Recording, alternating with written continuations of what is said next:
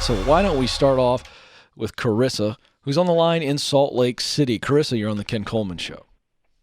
Hello. Hi, how are you? I am better than I deserve. I like it. That's a Dave nervous. Ramsey listener. Listen, don't be nervous at all. I'm for you. You know that. Yes. I've been loving listening to the show and podcasts and stuff. So I'll jump into it. I kind of have two questions, but related to each other. Kind of needing help finding my sweet spot in the discovery phase. And then along with that, I'm a kindergarten special ed teacher right now and looking at relocating to Denver at the end of the school year. So looking for tips on how to relocate when I don't know very many people, getting that proximity principle that you talk about. There we go. But yes. Okay, now, quick question on the second question of relocating. Are you relocating by yourself? Are you married? What's the situation? So I am single, no kids, so it's just me. Okay, and no, just kind of... You just love Denver. Yes. I've always loved Denver, and I'm single. Might as well move now while I still can. I like this. I like this. My theory, so. Good. I think it's a good theory. I think it's a perfectly fine theory. And we'll get back to that in a second. Okay, let's talk about the sweet spot. What are you unsure of? You know the language. That means the intersection of your greatest talent and greatest passion. What are you unclear on? So I believe my sweet spot is being a special education teacher, working with young kids, autism in particular. But then I struggle with, I've had some really challenging students in the past, and I've had multiple injuries.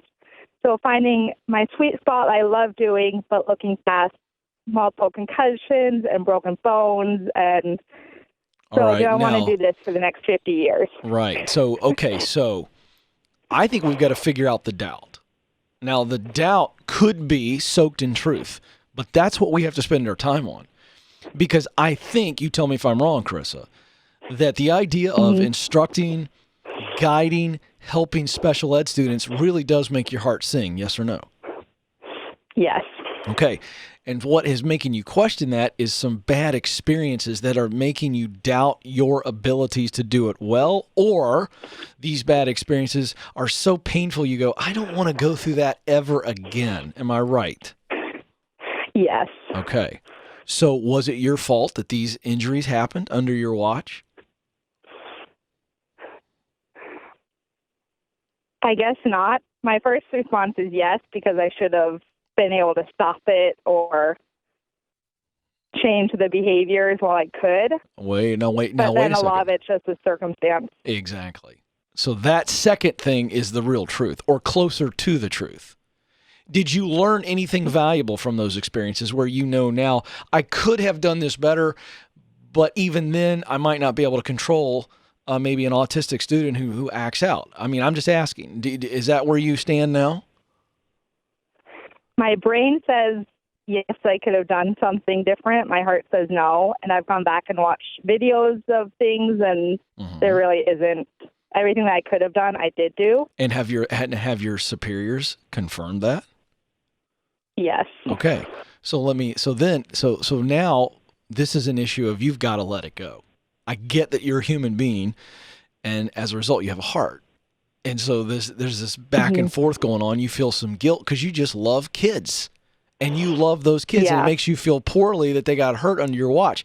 Listen, I'm a parent of 3 kids. Carissa, I know you're single now, but if you get the privilege of being a mama one day, that feeling you're feeling right now happens on a daily basis. I mean, it just does. Okay. Oh, Yeah. Well, the point is that there are some things you can stop and some things you control and some things you can't. So we learn from it. And I think you've learned a lot. So the question becomes, is it a different type of special ed student, or is it the same and you just deal with it and you be a big girl and you realize you are in a riskier teaching environment than someone else? It comes with the territory. So for instance, just so you can understand, I have some empathy and understand what you're going through. You do realize that I'm a public figure, so anytime I put anything out, YouTube, Instagram, Twitter, I talk on this show, we put it on Facebook, somebody can criticize me. Do you know this? Yes. And you know they have. I would not like to be public. Right, Yeah. but here's the deal. That's the price of admission. So when you're Mhm. working within and I don't like the word volatile, but let's just call it uncertain, maybe sometimes unstable teaching environment, which comes with the territory, you have to decide if you're strong enough to be able to handle that and say my good contributions outweigh some of the negative side of this work. So Okay. so the question is there a different type of special ed student that would not have these downsides, the behavioral issues? Yes or no? Is there? I think yes, in a different environment. Right. That's what I'm saying. So it's okay for Yeah. you to be questioning this. I don't think it's okay for you to be questioning your sweet spot. I don't think that's what's going on.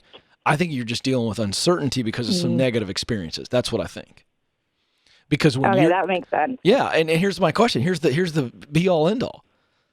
Carissa, if you called me today and none of those negative experiences had happened, would you be asking me about whether or not it's your sweet spot? No, not at all. No, you'd only be going, hey, Ken, how do I do this in Denver? So there's your Yes. answer.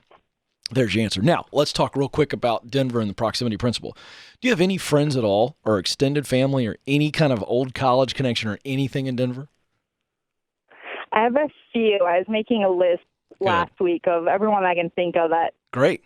either has lived in Denver or Yes. knows someone that lives in Denver. Carissa, you are a model I'm trying to get, student. like 2 or 3 I love degrees. it. You listen, folks. Carissa just told you how to get started on mapping out a proximity path. So in this situation, you want to go to Denver. So you made a list. Let's say the list was 20 people of people who had lived there or people that live there and you know them. And it could be anywhere from a mild acquaintance that at least they'll return your call and they're nice to you, all the way up to a really, really close friend. Whatever the spectrum is, you've got a list. And here's what you have to see, folks. Carissa, you don't look at that list and go, well, I only know 20 people. The reality is you know closer to 100 plus. Very confident in saying that.